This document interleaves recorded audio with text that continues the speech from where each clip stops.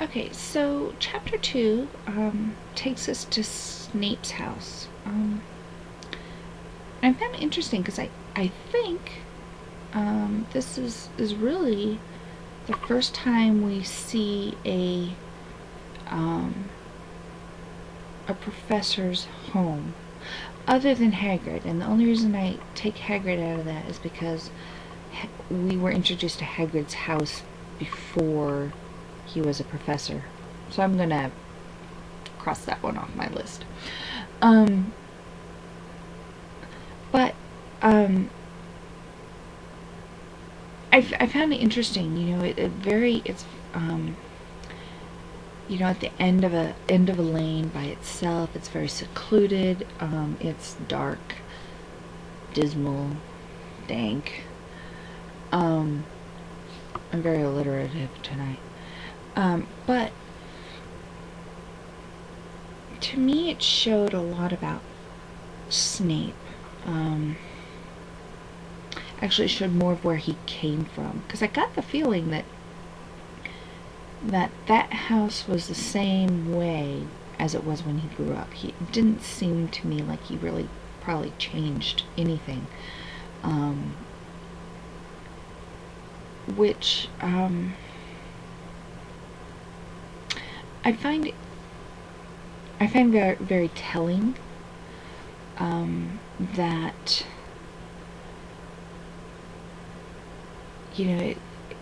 it actually, the way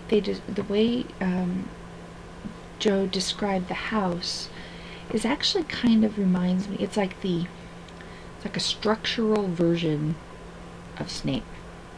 You know, talked about curtains being drawn, and so it kind of reminded me of his hair. They're always talking about his hair hanging in his face, um, and and again at the end of the lane by itself, secluded. Snape, of course, keeps to himself, doesn't share with other people at all, which I think I'll deal with later. But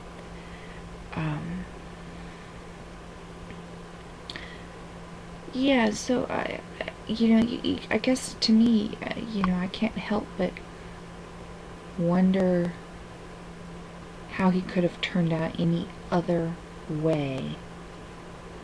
Um, knowing that that's the kind of atmosphere he grew up in. When he wasn't at Hogwarts, he was at that house. And of course, we do find out in the series, that his family life had left a lot to be desired. But it's still, I think, I almost said that, it takes a strong person to overcome that. But even though Snape is not my favorite character, and I still have a lot of issues with what he did when he switched sides, and why he did it. I still have issues with that, but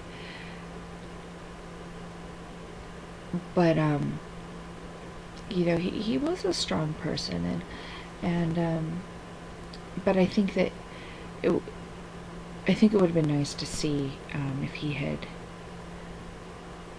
had just a little better home life. Um,